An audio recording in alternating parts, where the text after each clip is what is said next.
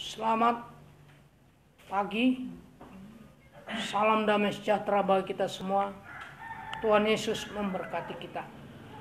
Para teman-teman di Facebook dan YouTube, kami mengucapkan salam damai sejahtera bagi kita semua. Pagi hari ini, lewat ibadah raya, kita diberi kesempatan untuk mendengarkan firman Tuhan. Kiranya kita memberikan hati, memberikan pikiran dan perasaan kepada firman ini.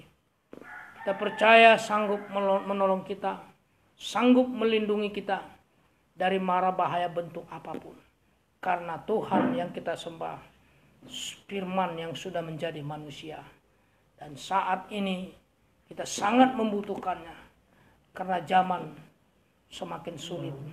Sakit penyakit melanda, bahkan krisis sedang menerpa dunia ini. Tuhan Yesus memberkati kita. Kita belajar dalam kitab Markus tentang upah mengikut Yesus. Berkatalah Petrus kepada Yesus, kami ini telah meninggalkan segala sesuatu dan mengikut Engkau. Inilah komitmen kita. Siap meninggalkan segala sesuatu untuk mengikut Tuhan. Sehingga kita mendapat kesempatan untuk mengenal Yesus secara tepat dan benar. Siapakah dia dan apakah tujuannya dia datang dari sorga ke bumi ini menjadi manusia. Kita lihat Matius pasal 18. Matius pasal 18 ayat 14 sampai ayat yang ke-18. Matius pasal 18 ayat 14 sampai ayat yang ke-18.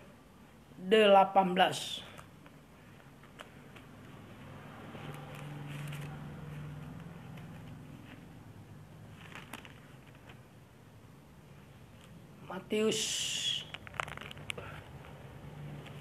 pasal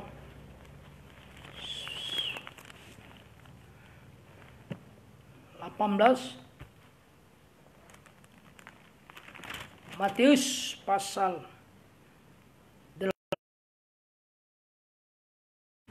Matius pasal 8 ya, pasal 8 ayat yang 14 dan ayat yang ke-17 ya.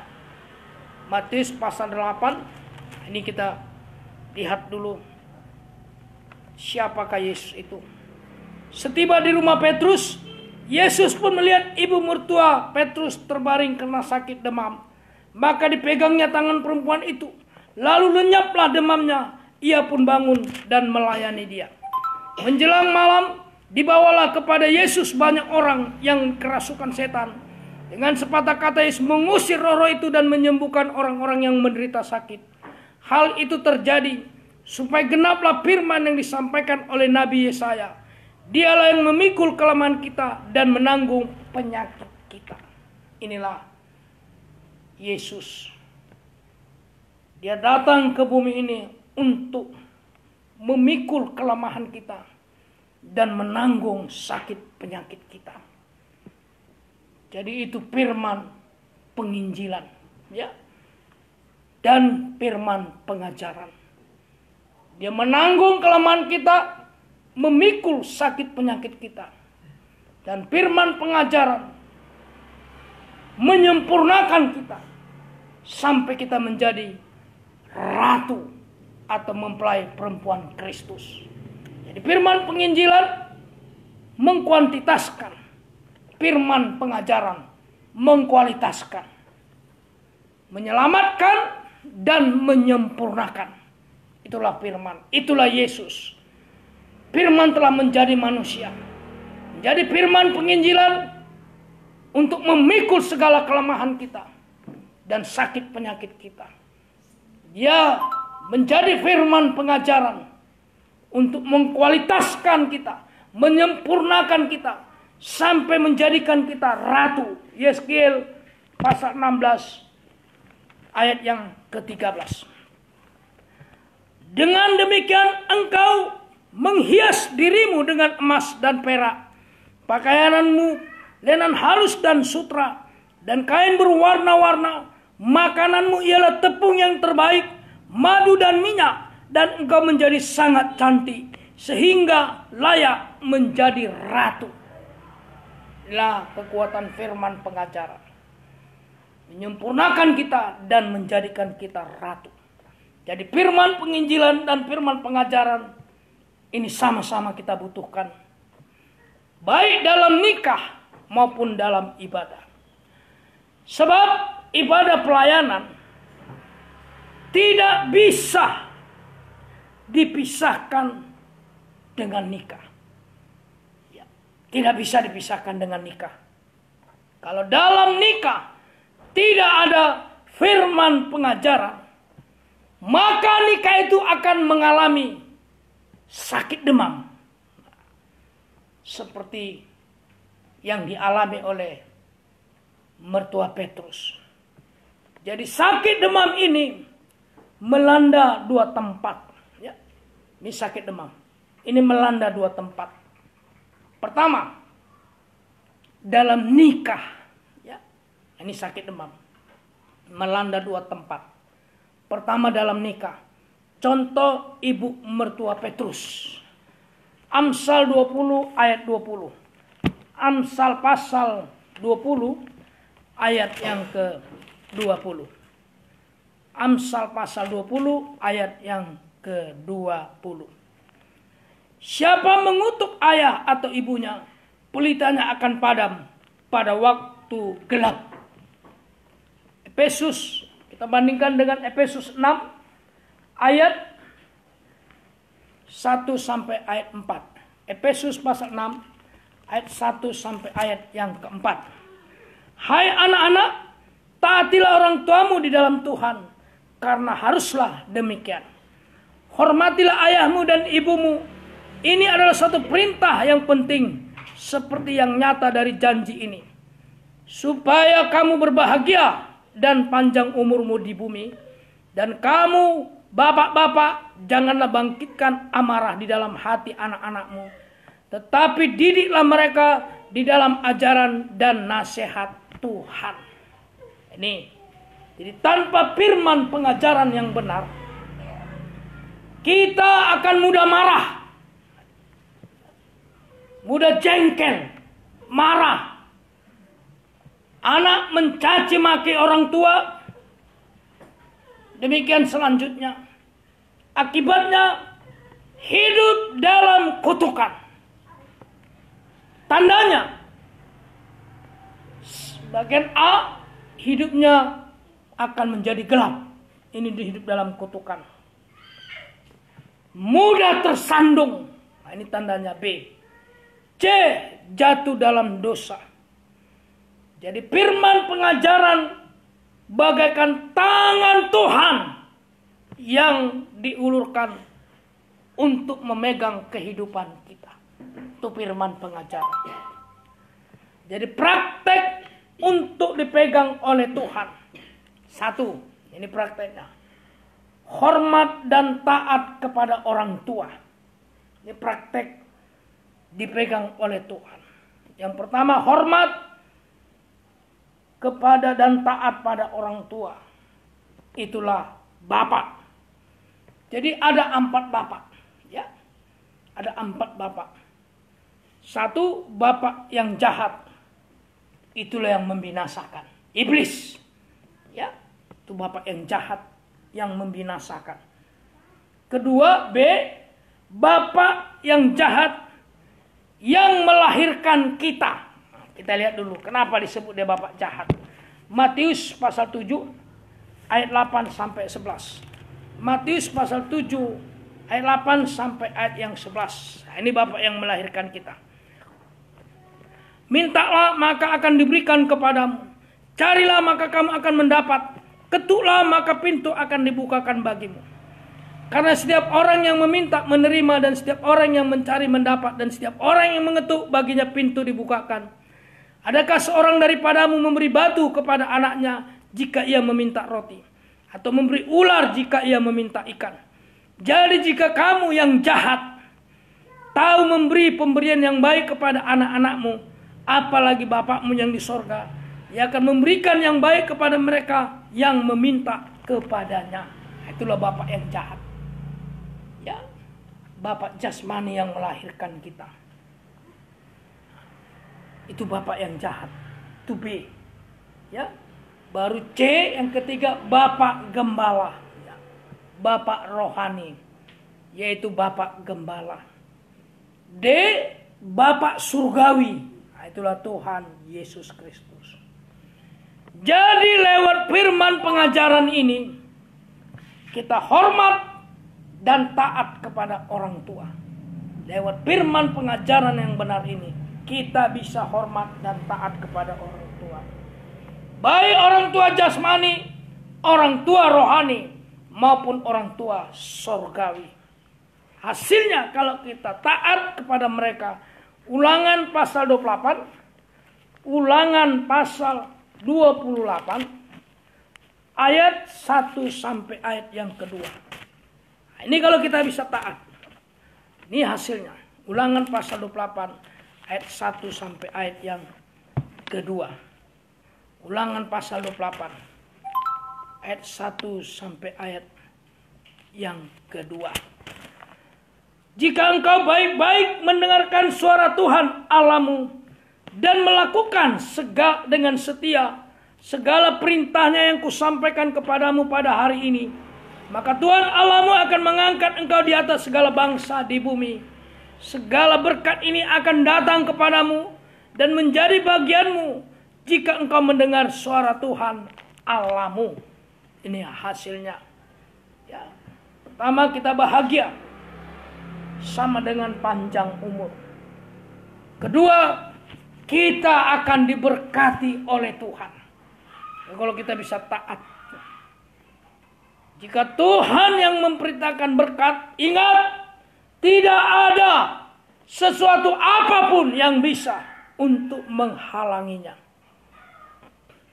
Tidak ada satu apapun yang bisa menghalanginya. Itu yang pertama. Itu pertama, sakit demam melanda dua tempat, yaitu dalam nikah. Yang kedua, dalam ibadah pelayanan. Ini yang kedua. Ya, prakteknya dalam ibadah pelayanan, sakit demam melanda dua tempat. Yang kedua, ibadah pelayanan. Prakteknya lalai, sama dengan tidak setia. Tidak setia. Jadi ada dua hal yang dilalaikan dalam ibadah pelayanan. Ada dua hal.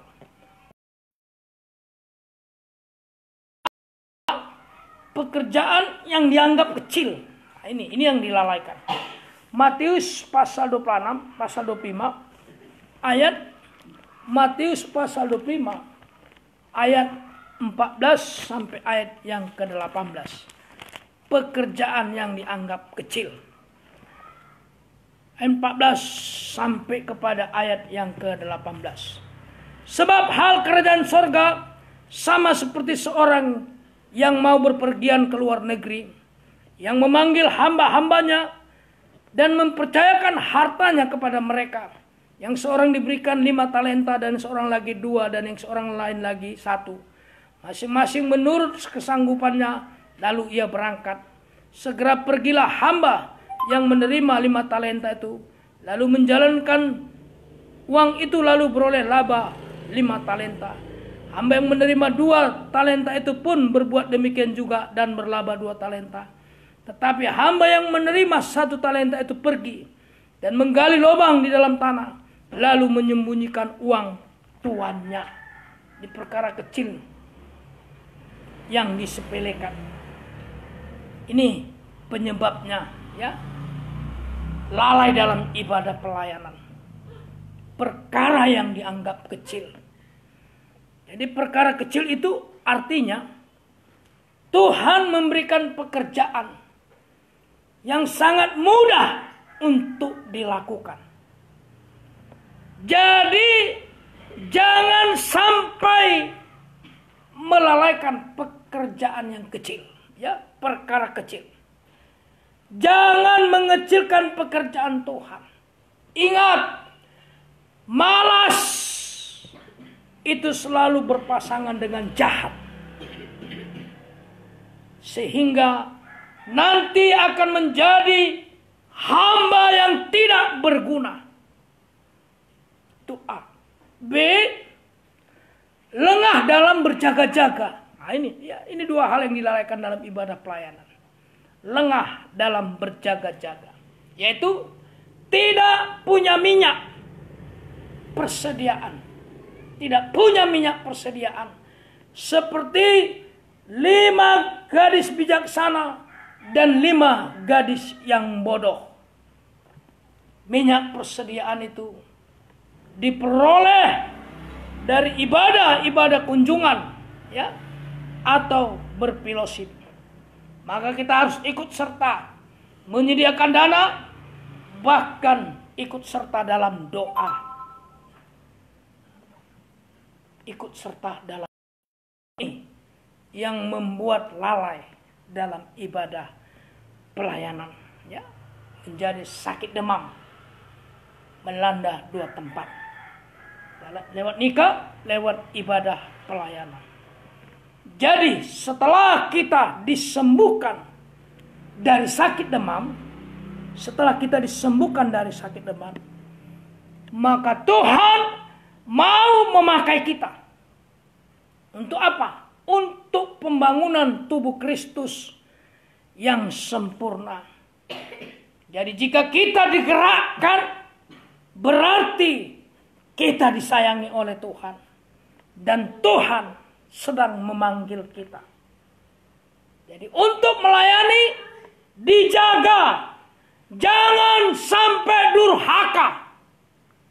Setelah kita disembuhkan, Tuhan memakai kita untuk melayani. Dijaga. Jangan sampai durhaka. Ada 2 bentuk kedurhakaan. Yang pertama, Ibrani pasal 10 ayat 25. Ada 2 bentuk kedurhakaan. Yang pertama, Ibrani 10 ayat 25. Jangan kita menjauhkan diri dari pertemuan-pertemuan ibadah kita, seperti dibiasakan oleh beberapa orang.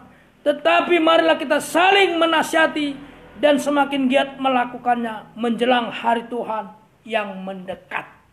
Ini yang pertama. Ya. Menjauhkan diri dari ibadah pelayanan. Hati-hati. Ini bentuk kedurhakaan itu. Menjauhkan diri dari ibadah pelayanan. Artinya tidak setia. Bahkan meninggalkan ibadah pelayanan. Bagian A menjadi satu dosa kebiasaan. Nah, itu dosa kebiasaan.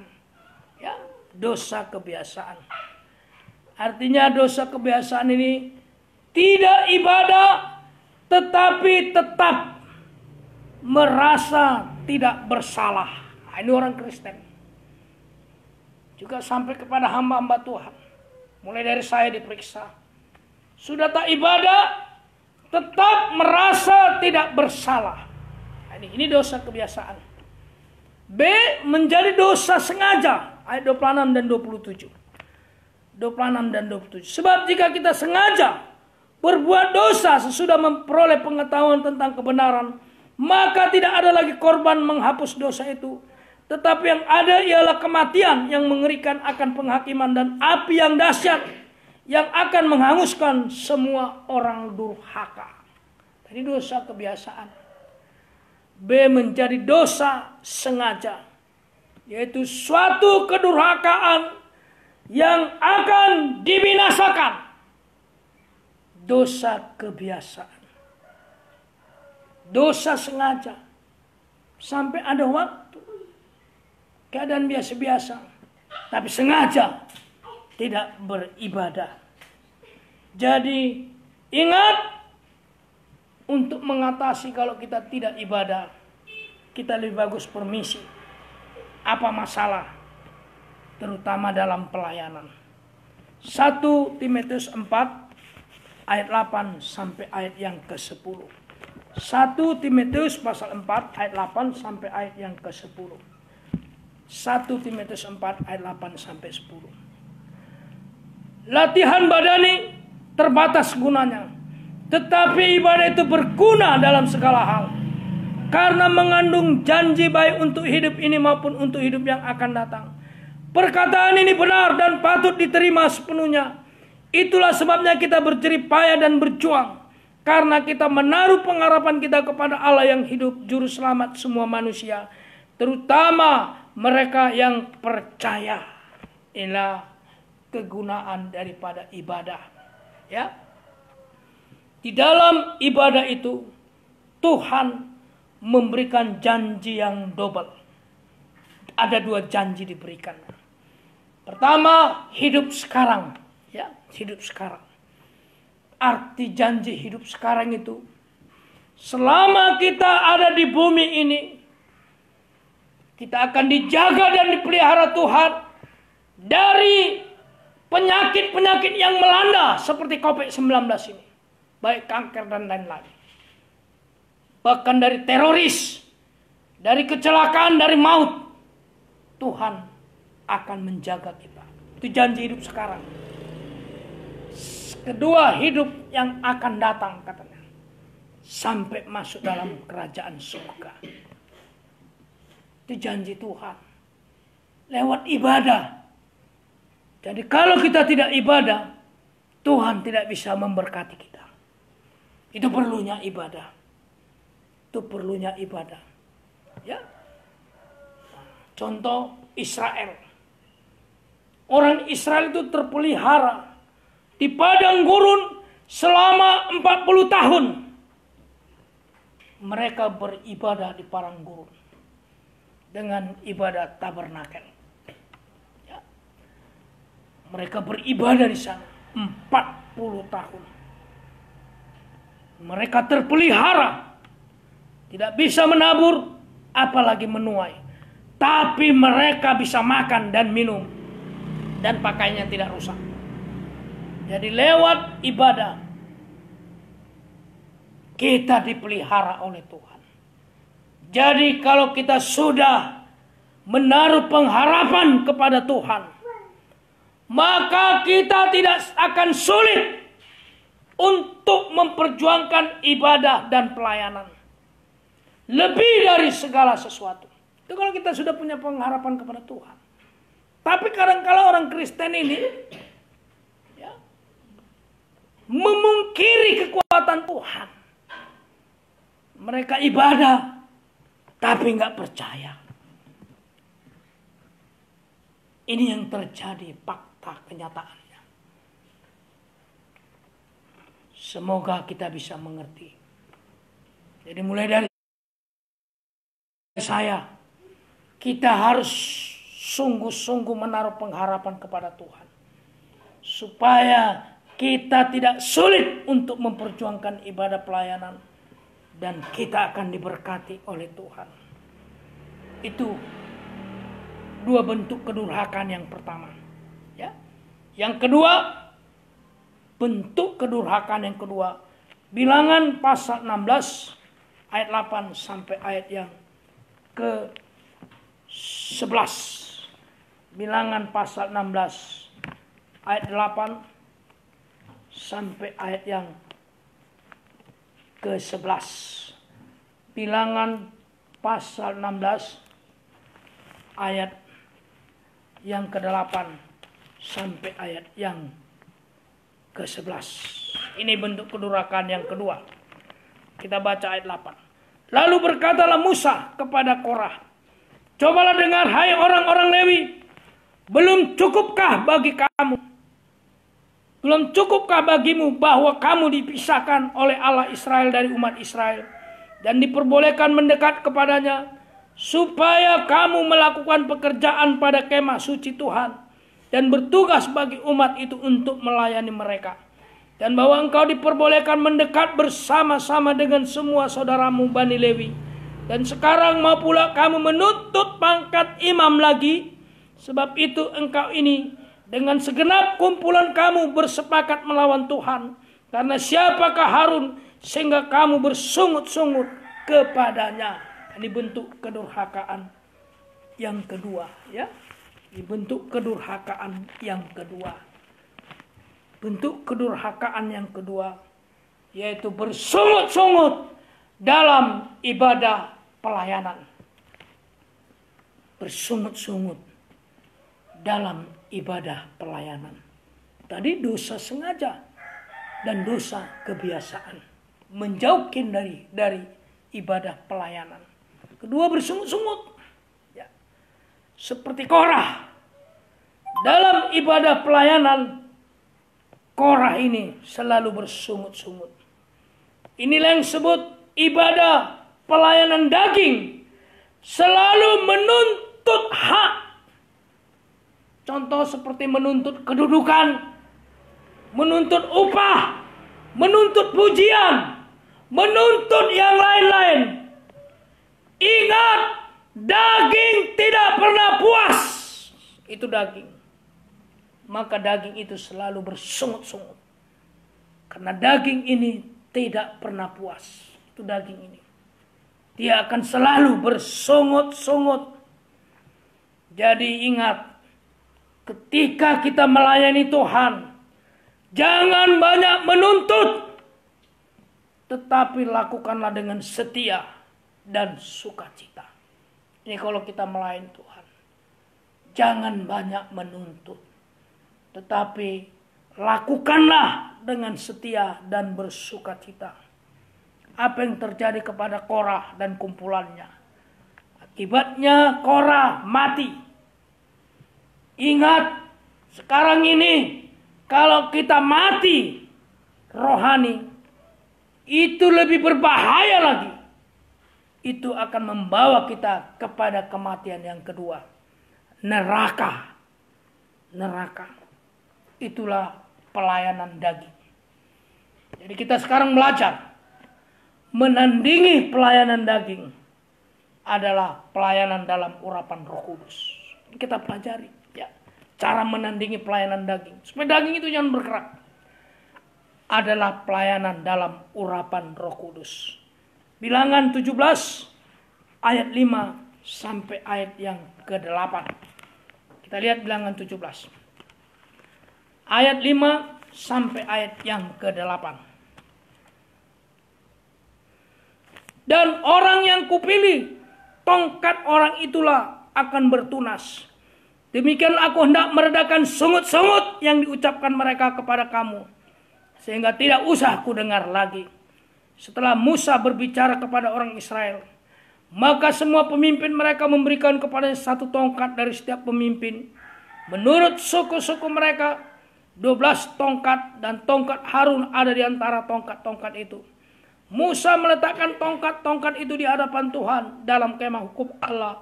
Ketika Musa keesokan harinya masuk ke dalam kemah hukum itu, maka tampaklah tongkat Harun dari keturunan Lewi telah bertunas, mengeluarkan kuntum, mengembangkan bunga, dan berbuah-buah badang. Inilah tandingan, ya. Pelayanan daging harus dilawan dalam pelayanan urapan Roh Kudus. Dikatakan di situ tongkat Harun berbunga. Tongkat Harun berbunga. Itu pelayanan urapan Roh Kudus.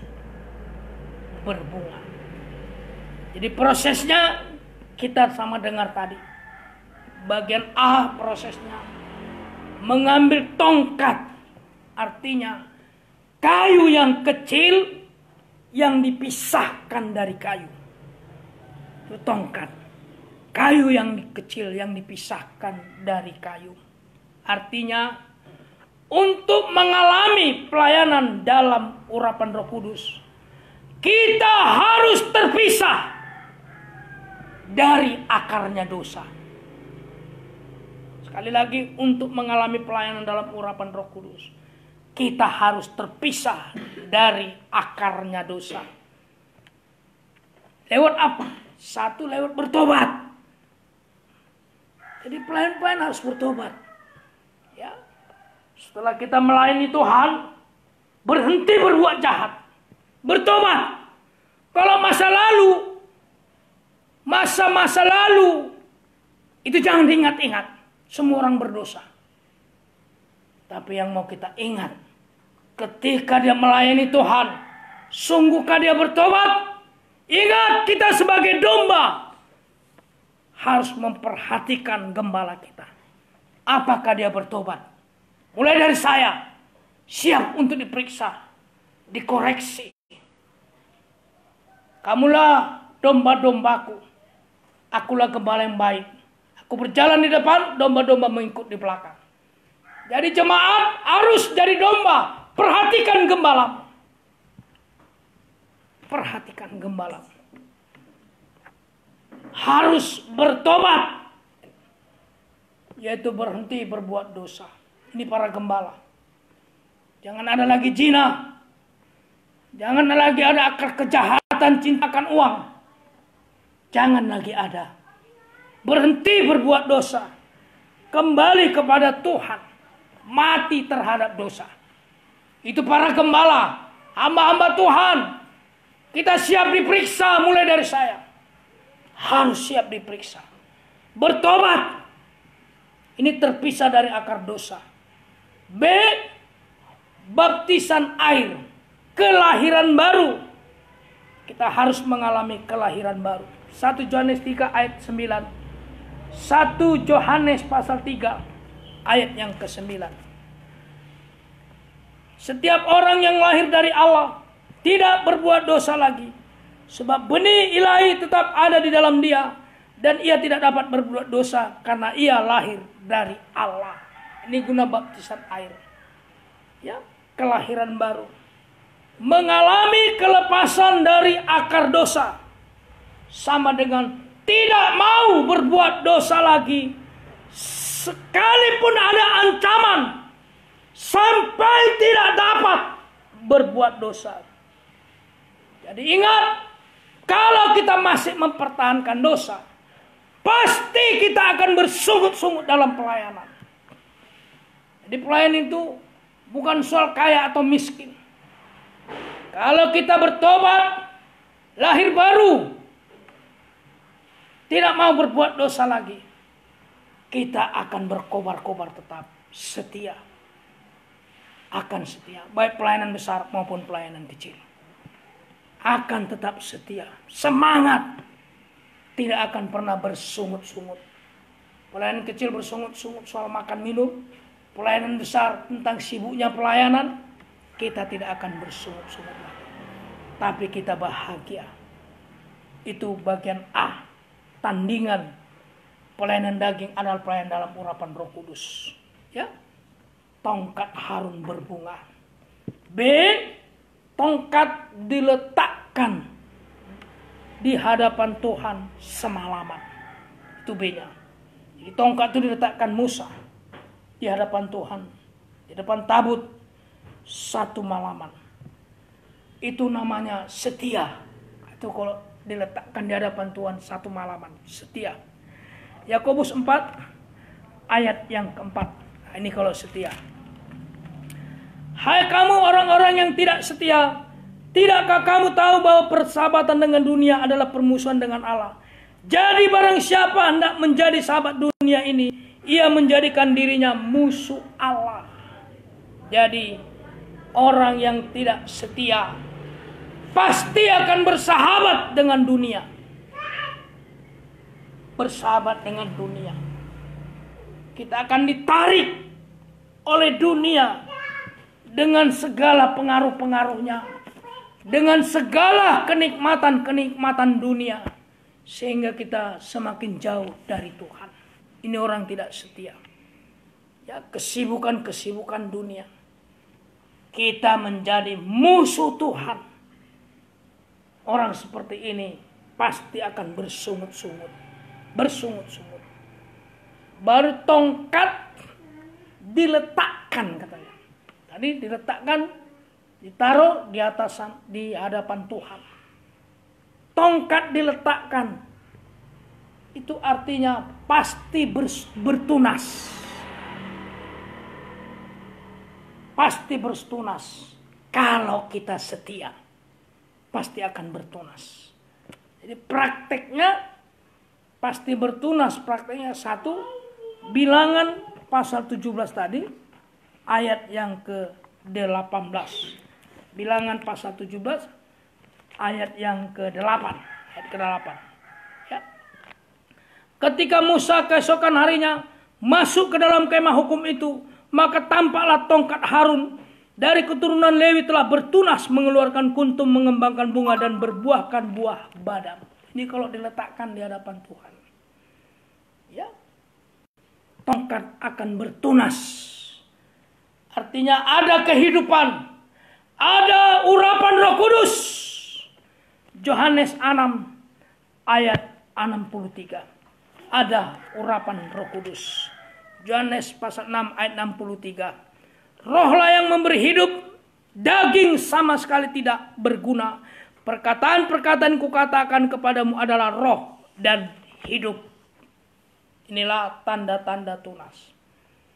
Ya Abba, ya Bapa, taat dengar-dengaran sehingga membuat kita berhasil. Taat dengar-dengaran. Ini yang membuat kita berhasil. Tongkat bertunas.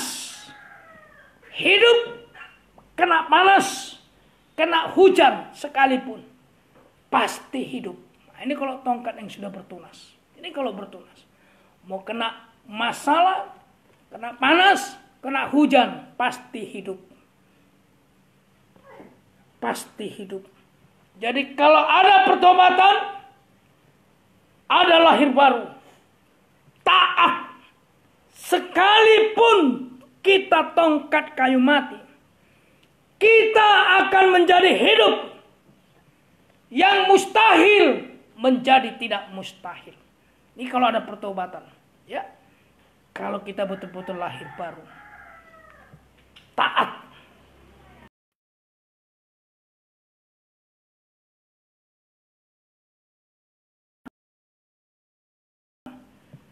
Akan menjadi hidup. Mustahil menjadi sangat mungkin. Itu praktek yang pertama. Ya. Itu praktek pertama.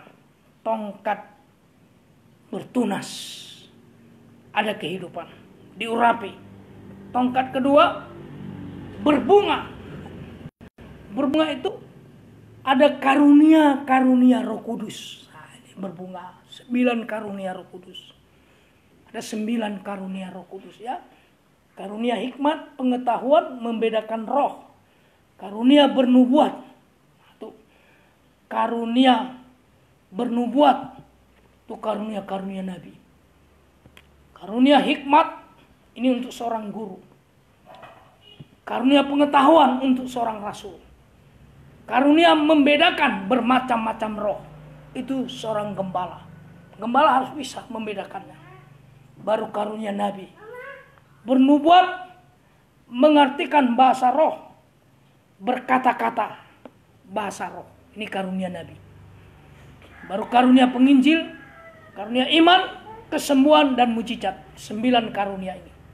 Ya, ini karunia-karunia Roh Kudus. Ini kalau sudah berbunga. Ini ialah kemampuan ajaib untuk kita bisa melayani Tuhan. Itu kalau berbunga. Ya, jadi jangan bangga. Bisa menyembuhkan, bisa membangkitkan orang mati. Itu masih berbunga. Tapi itulah pemberian Tuhan. Kalau kita setia. Kita diletakkan di hadapan Tuhan. Kita bertunas. Kita berbunga. Memiliki karunia-karunia Tuhan. Harus tetap rendah hati. Harus tetap rendah hati. Mengaku tidak bisa apa-apa. Supaya karunia itu hot. Kita miliki terus. Untuk menolong jiwa-jiwa. Untuk menolong melayani orang. Sebagai satu kemampuan ajaib. Yang kita miliki. Untuk memuliakan Tuhan. Melayani Tuhan. Praktek ketiga. Tongkat berbuah. Nah, ini dia baru berbuah. Ya. Nah, ini baru berbuah. Praktek yang ketiga. Berbuah. Yaitu buah-buah roh. Galatia pasal 5 ayat 22 sampai ayat 23. Galatia pasal 5 ayat 22 sampai 23. Tetapi buah roh ialah kasih, sukacita, damai sejahtera, kesabaran, kemurahan, kebaikan, kesetiaan. Kelemah lembutan, penguasaan diri, tidak ada hukum yang menentang hal-hal itu. Inilah buah-buah roh. Ya, tongkat itu berbuah, bertunas, berbunga dan berbuah. Jadi kalau sudah berbuah, maka kita akan dikonsumsi oleh Tuhan, dimakan oleh Tuhan. Ini yang menjadi makanan Yesus. Ya, kita bisa berbuah. Inilah yang memuaskan Tuhan, memuaskan sesama, dan memuaskan diri kita sendiri. Itu kalau sudah berbuah. Coba lihat pohon rambutan itu kalau berbuah, atau pohon apalah, pasti semakin cantik pohon itu, semakin indah pohon itu karena sudah berbuah. Orang-orang semakin senang melihatnya dan senang mengkonsumsinya. Bahkan diri kita sendiri bisa mengkonsumsi orang lain, apalagi Tuhan. Ini memuaskan hati Tuhan. Itu buah. Jangan salah tafsir tentang buah ya. Bukan kita menangkan jiwa, itu buah kita. Bukan. Kita berubah. Bukan karena banyak uang, banyak harta, punya mobil, gereja besar, banyak jemaat. Bukan itu buah. Kita berubah.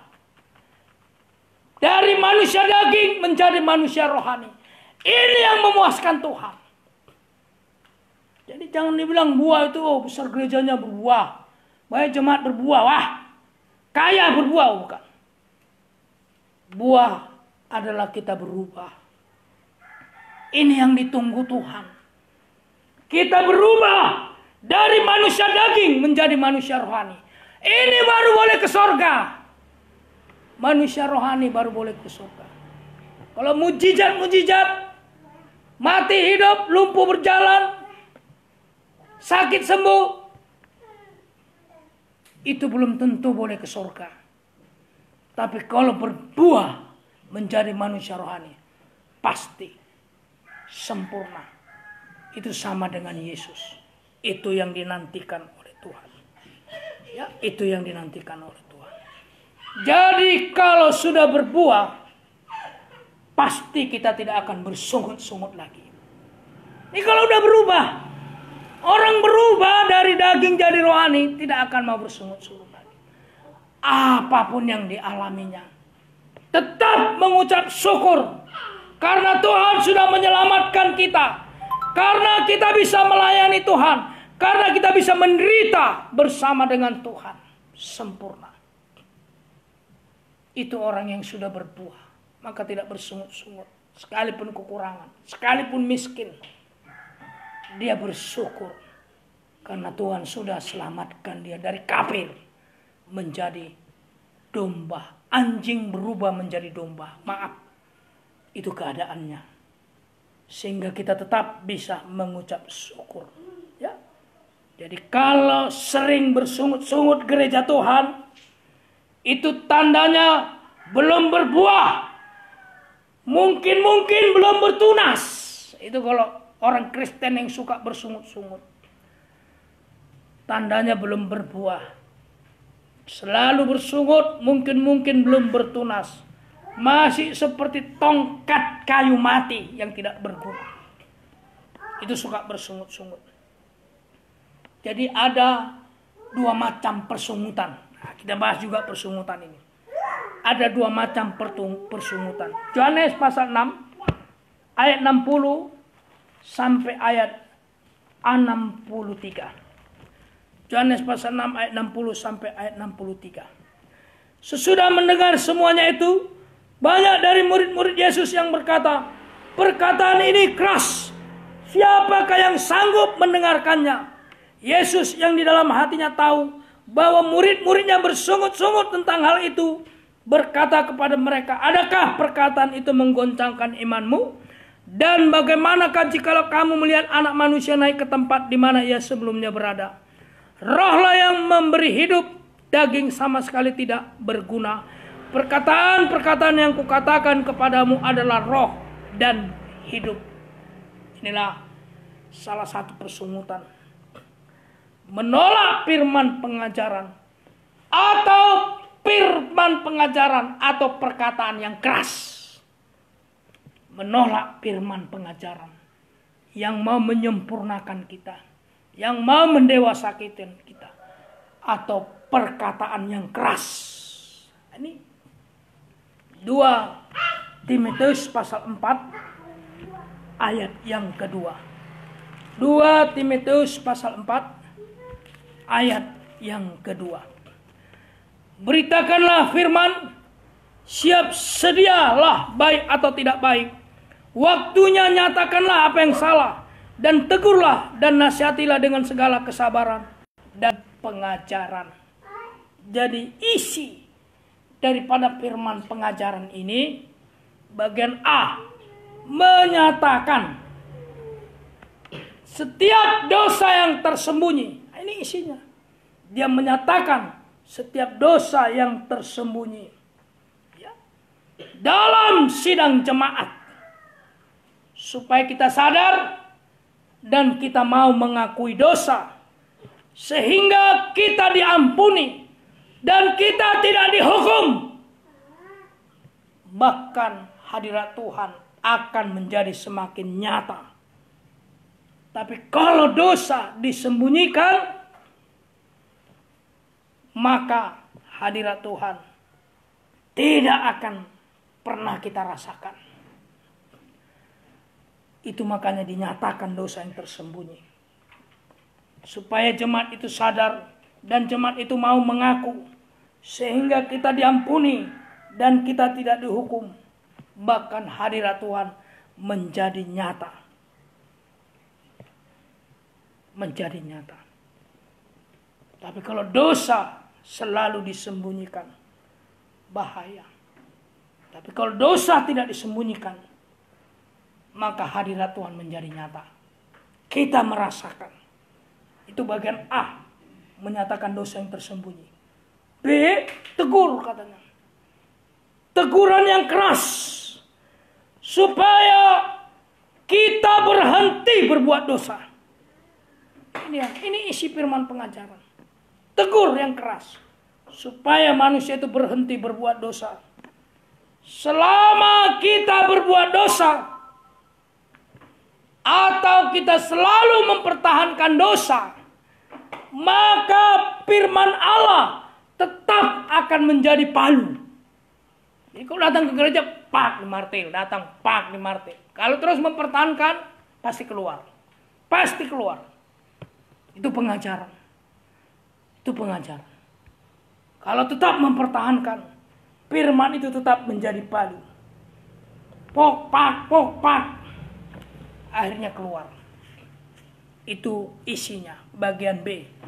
Isi bagian C, nasihat. Nah, itu isi firman pengajaran. Ya, kita akan dinasihati oleh firman pengajaran.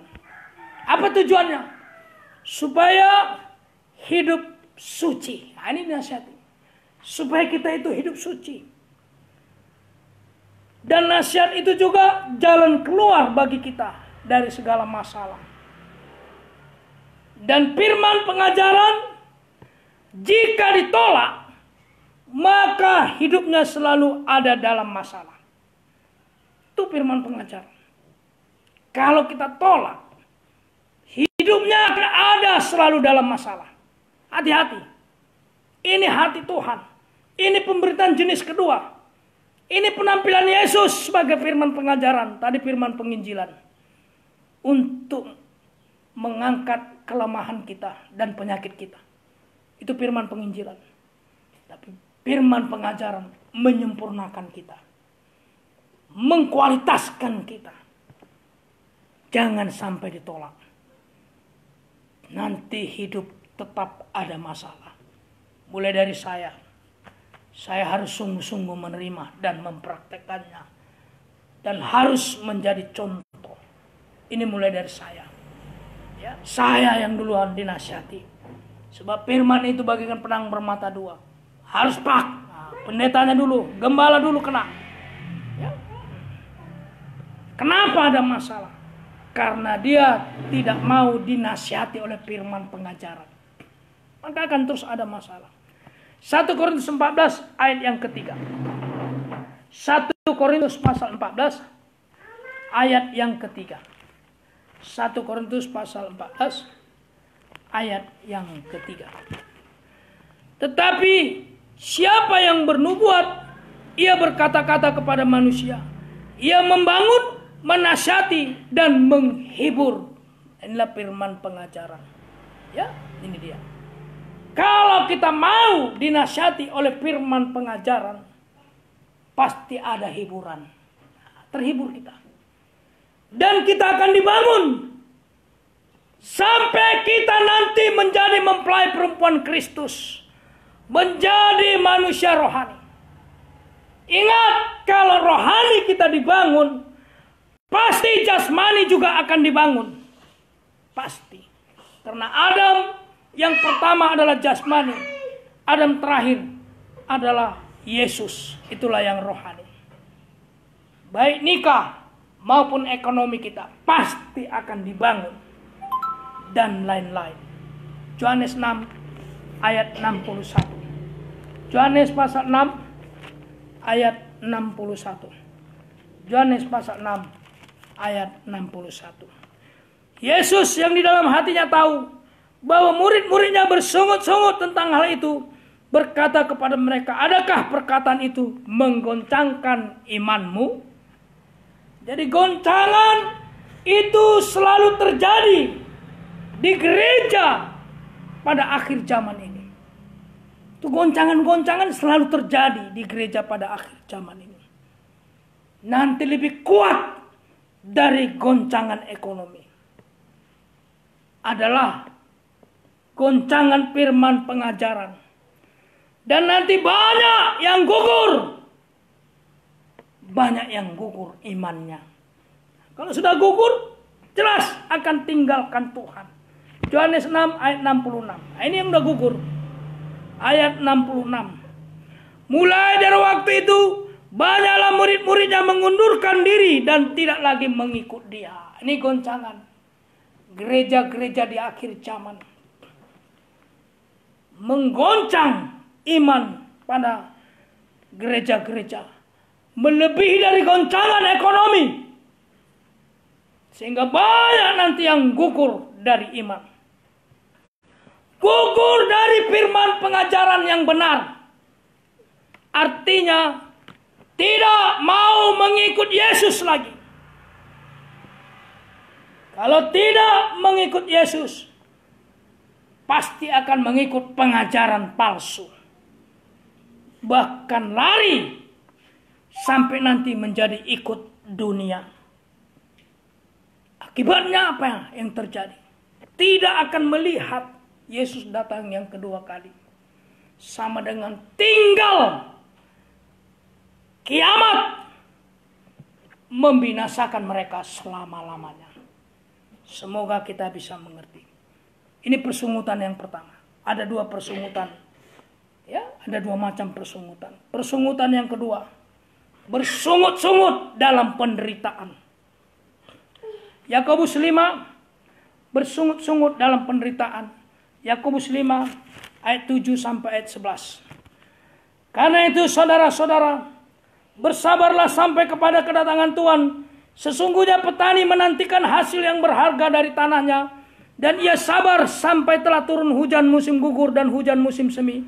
Kamu juga harus bersabar dan harus meneguhkan hatimu, karena kedatangan Tuhan sudah dekat. Saudara-saudara, janganlah kamu bersungut-sungut dan saling mempersalahkan, supaya kamu jangan dihukum. Sesungguhnya hakim telah berdiri di ambang pintu. Saudara-saudara, turutilah teladan dan penderitaan dan kesabaran para nabi yang telah berbicara demi nama Tuhan. Sesungguhnya kami menjemput mereka berbahagia, yaitu mereka yang telah bertekun. Kamu telah mendengar tentang ketekunan Ayub, dan kamu telah tahu apa yang pada akhirnya disediakan Tuhan baginya. Karena Tuhan Maha Penyayang dan penuh belas kasihan. Ini persungutan yang kedua. Ya, bersungut-sungut dalam penderitaan.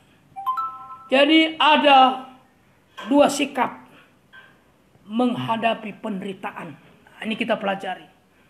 Ada dua sikap. Karena kita harus menderita. Yesus menderita. Kita dikaruniakan bukan saja untuk percaya kepada Yesus, tapi juga harus menderita untuk namanya. Kita harus menderita bagi Dia. Makanya ini perlu kita pelajari. ada dua sikap menghadapi penderitaan. Yang pertama, ini yang negatif. Bersungut-sungut dalam penderitaan berarti kita sedang berdiri di hadapan hakim yang akan menghukum kita. Ini yang negatif kalau kita bersungut-sungut dalam penderitaan. Kita sedang berdiri di hadapan hakim yang akan menghukum kita. Itu kalau kita bersungut-sungut. Kedua yang positif, sabar. Yang kedua, sabar dan bertekun dalam penderitaan. Ya, kita harus sabar. Karena kita mau kemana lagi? Hanya itu jalan Tuhan. Itu kehendak Tuhan.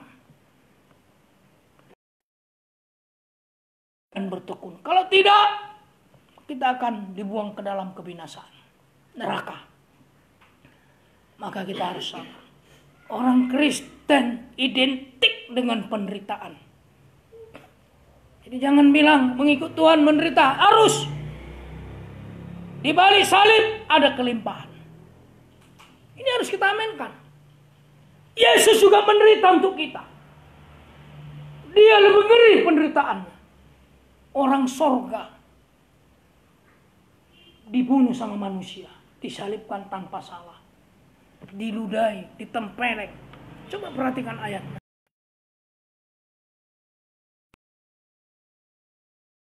Dipukul, dipermainkan dia seperti anak kecil.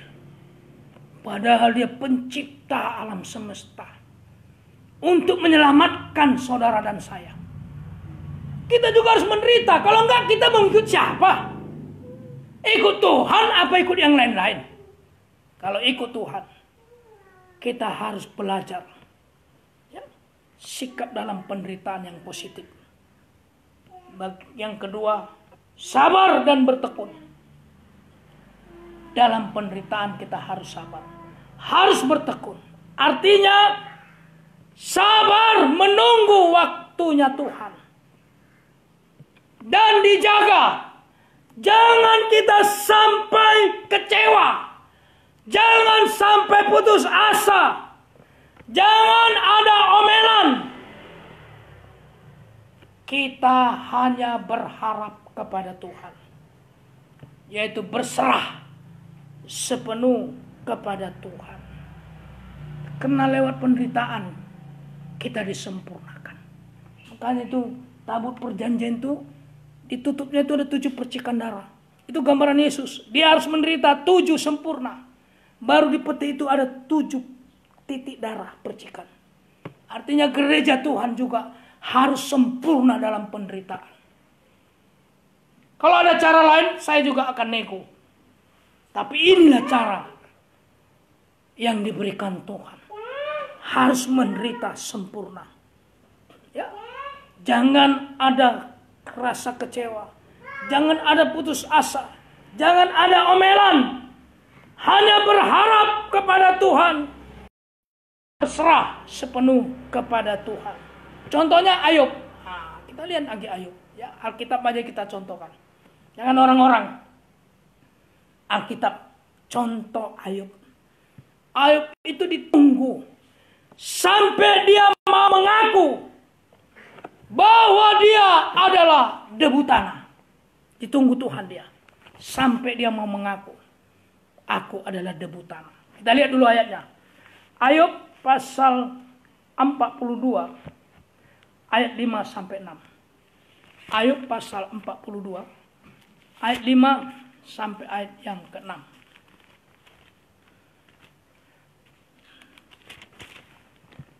Hanya dari kata orang saja aku mendengar tentang engkau. Tetapi sekarang mataku sendiri memandang engkau. Oleh sebab itu aku mencabut perkataanku dan dengan menyesal duduk dalam debu dan abu. Ini ditunggu Ayub sampai dia mengaku bahwa dia hanya debu tanah. Tanah liat hanya diambil oleh penjunan. Ini tanah liat, ya. Diambil, dipegang oleh penjunan. Yaitu Yesus. Itu penjunan kita. Kita ini tanah liat. Tanah liat itu ada di tangan Yesus, di tangan Tuhan. Kalau kita ditolong, itu adalah hanya belas kasihan Tuhan saja. Kalau kita ditolong. Kan karena kita keturunan orang yang berjasa kepada Tuhan. Apalagi kita bangsa kafir ini. Bukan karena kebaikan kita, tapi oleh karena belas kasihan Tuhan. Ibrani pasal 4 ayat yang ke-16. Ibrani pasal 4 ayat yang ke-16. Sebab itu marilah kita dengan penuh keberanian menghampiri tahta kasih karunia, supaya kita menerima rahmat dan menemukan kasih karunia untuk mendapat pertolongan kita pada waktunya. Jadi pertolongan Tuhan tepat pada waktunya. Contoh seperti Ayub. Ayub mengalami berkat double, baik itu jasmani maupun itu rohani. Ini yang dialami Ayub. Ya. Korah jatuh ke dunia orang mati. Itu Korah tadi, pelayanan daging. Jadi kedua-duanya ini adalah pelayan-pelayan Tuhan. Tetapi mereka jatuh pada tempat yang berbeda. Bayangkan, sama-sama pelayan Tuhan, tapi mereka jatuh di tempat yang berbeda. Itu sebabnya kita harus hati-hati. Harus hati-hati. Jangan pikir hamba Tuhan kita masuk ke surga. Kalau bersungut-sungut akan seperti Korah. Tapi kalau kita mengaku, kita akan seperti Ayub. Dua-duanya hamba Tuhan, tetapi mereka jatuh di tempat yang berbeda. Ini bagaikan kambing dan domba akan dipisah. Kambing dan domba akan dipisah. Yang paling mengerikan nanti, domba dengan domba dipisah oleh Tuhan. Domba dengan domba. Kalau bandit, perampok, pelacur, pembunuh, narkoba, wajar masuk neraka. Tetapi kalau orang Kristen, domba masuk neraka, bahaya. Semoga kita bisa mengerti. Kita lihat dulu pemisahan domba dengan domba. Yeskiel pasal 34. Yeskiel pasal 34. Ayat 20 sampai 21. Yeskiel pasal 34. Ayat 20 sampai 21. Oleh sebab itu, beginilah firman Tuhan Allah terhadap mereka. Dengan sesungguhnya aku sendiri akan menjadi hakim di antara domba yang gemuk dan domba yang kurus. Nah, ini domba-domba. Maka aku akan menolong domba-dombaku supaya mereka jangan lagi menjadi mangsa. Dan aku akan menjadi hakim di antara domba dengan domba. Nah, ini Tuhan akan memisah antara domba dengan domba. Ya. Kenapa dipisah? Yang pertama, kesalahannya, ya, mendesak dengan bahu katanya. Kita lihat dulu ayat selanjutnya. Aku akan mengangkat satu orang gembala atas mereka yang akan menggembalakannya, itu Daud. Hambaku, dia akan menggembalakan mereka dan menjadi gembala. Inilah Daud, ya, ada gembala katanya. Jadi domba dengan domba itu dipisah. Maka Tuhan memberikan gembala yang baik supaya jangan terjadi. Kenapa domba itu dipisah? Karena domba itu mendesak dengan bahu. Artinya tidak tanggung jawab. Dan tidak praktek firman pengajaran. Baru yang kedua katanya menanduk. Ya. Tidak tunduk dan tidak dengar-dengaran. Itu yang kedua. Domba itu menanduk.